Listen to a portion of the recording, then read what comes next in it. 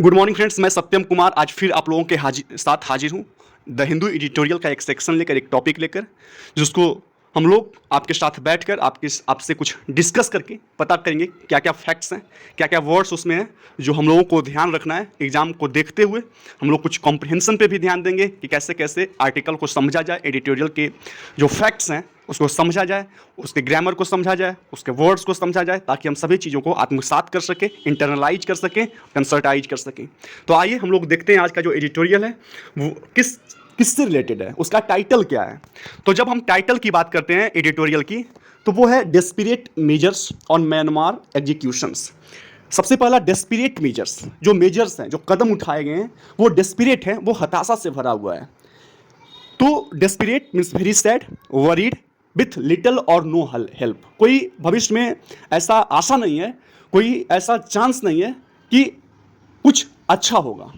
तो वो हताशा से भरा हुआ मेजर्स। और किस पे है?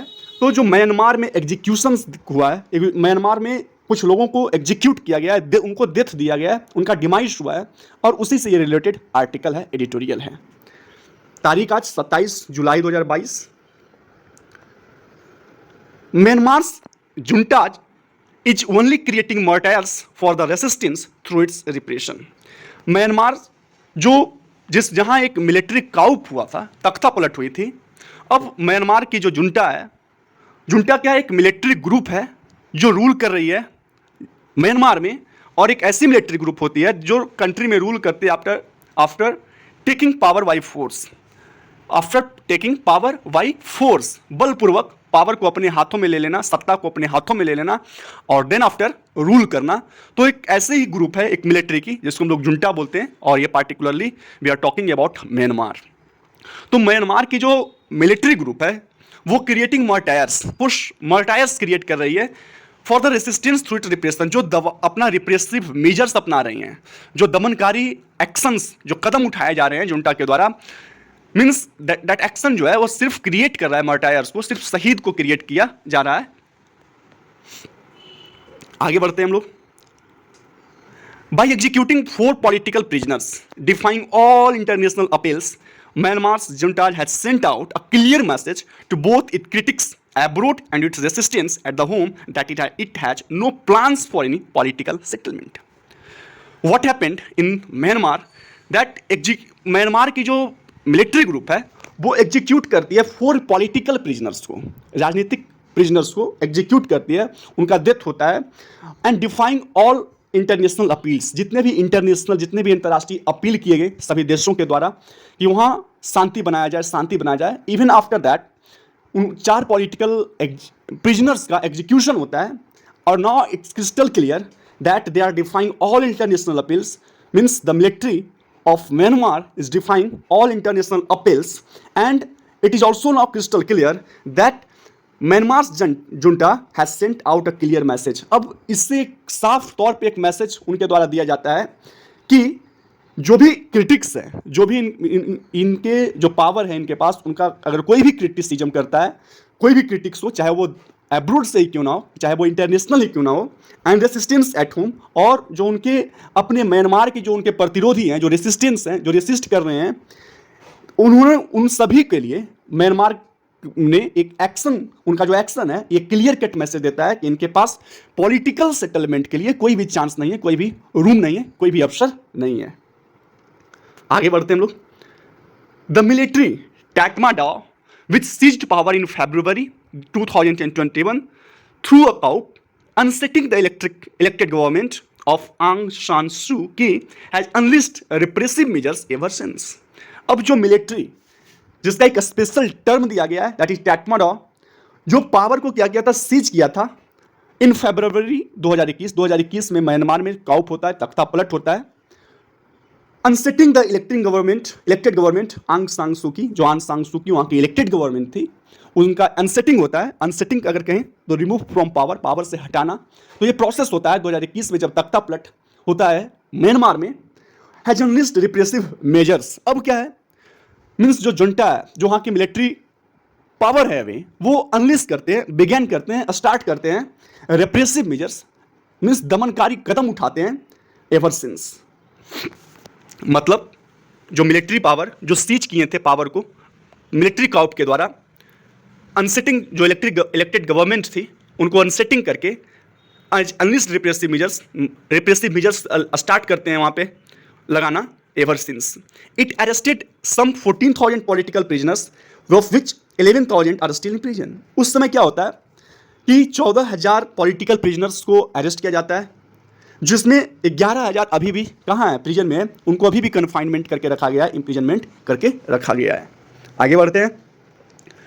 More than 2,000 civilians have been killed and thousands of houses have been burnt, rendering millions homeless.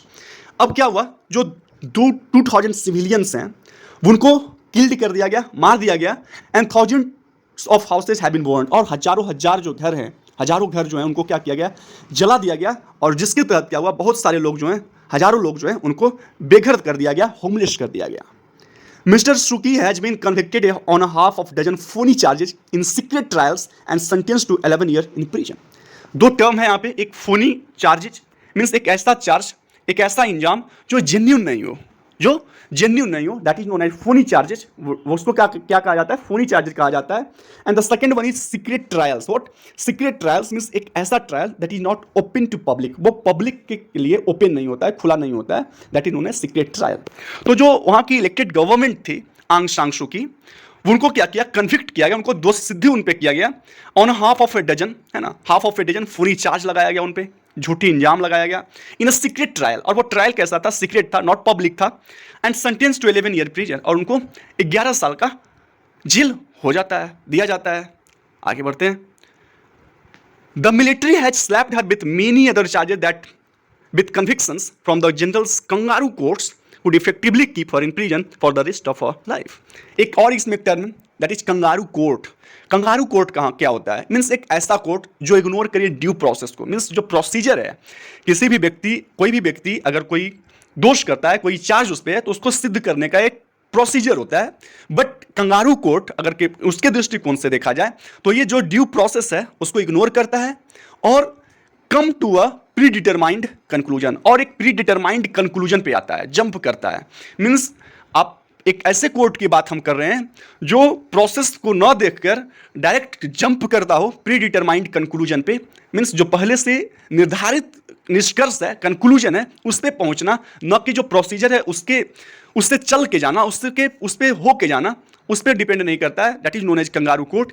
तो जो मिलिट्री है वहाँ की, वो स्लैप्ड करती है, स्लैप्ड मीन्स उस पर अप्लाई करती है आंग सूं की पे विथ मेनी अदर चार्जेस, बहुत सारे और चार्जेस, बहुत सारे और इंजाम उस पर लगाया जाता है, उन पे लगाया जाता है with convictions from the generals kangaroo court के जनरल्स के द्वारा, which could effectively keep her in prison for the rest of her life, जिससे क्या हो सके, वो अपने जो बचे हुए उनके जो लाइफ है, बचे हुए जो समय है, वो अपने बचे हुए समय को जीवन में ये जेल में गुजार सके, ऐसा इंजाम उन पे लगाया जाता है।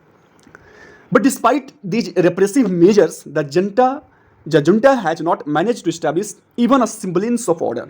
अब इतने रिप्रेसिव एक्शंस लिए जा रहे हैं मिलिट्री के द्वारा, द जुंटा का जो मिलिट्री है वहाँ पे, तो उनके द्वारा इतने रिप्रेसिव, इतने दमनकारी एक्शन लेने के बावजूद भी वहाँ पे ऑर्डर का, वहाँ पे कानून का एक झलक भी नहीं दिखता है। Not a single semblance of order वहाँ पे नहीं दिखता है। और वहाँ पर ना ही जुंटा जो है वो इस्टेब्लिश करने में, एक ऑर्डर को इस्टेब्लिश करने को मैनेज नहीं कर पा रही है।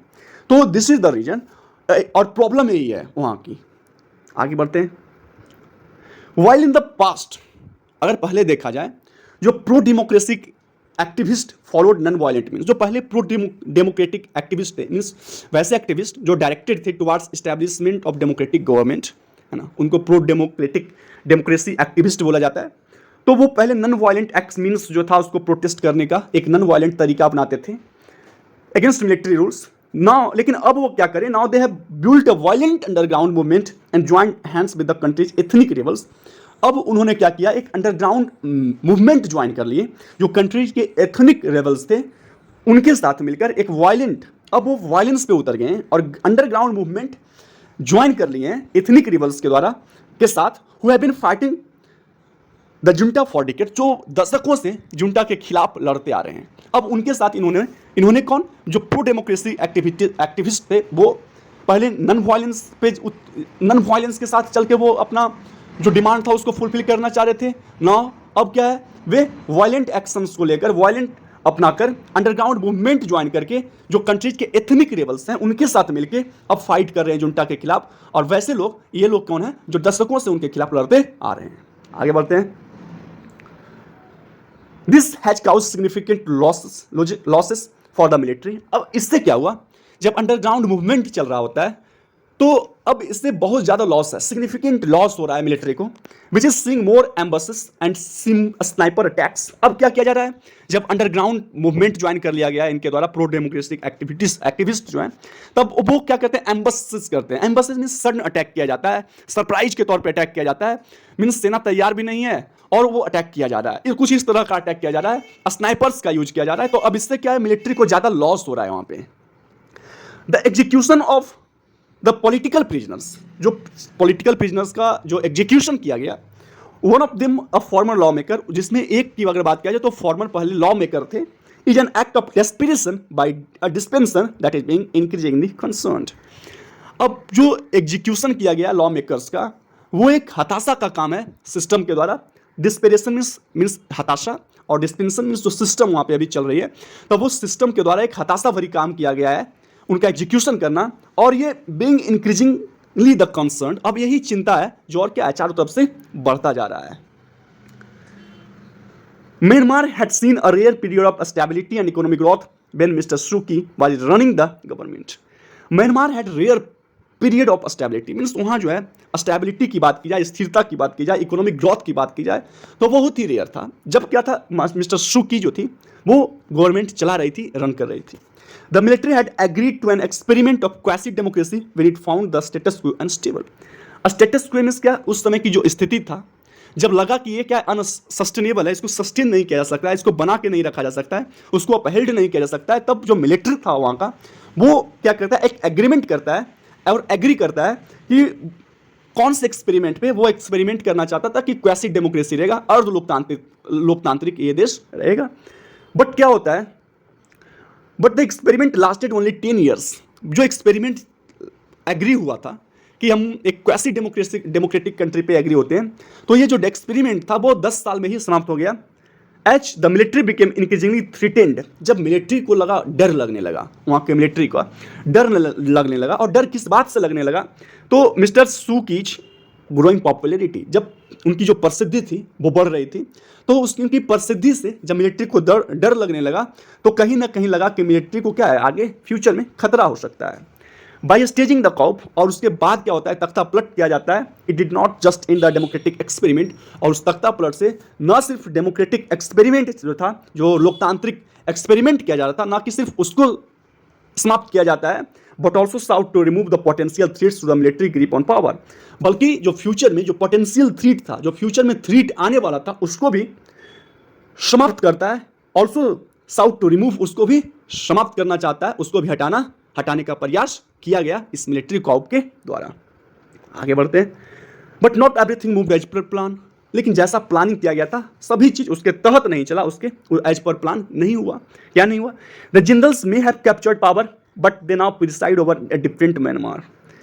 Generals may have captured power, हो सकता है, मीन्स पावर तो सीज कर ली है, मिलिट्री कॉप तो कर ली है, लेकिन अब वो एक नए म्यांमार को, एक अलग म्यांमार को लीड कर रहे होते हैं। जैसे पहले म्यांमार था वो ऐसे नहीं, वैसे नहीं है, अब they are now leading to or presiding over a different Myanmar.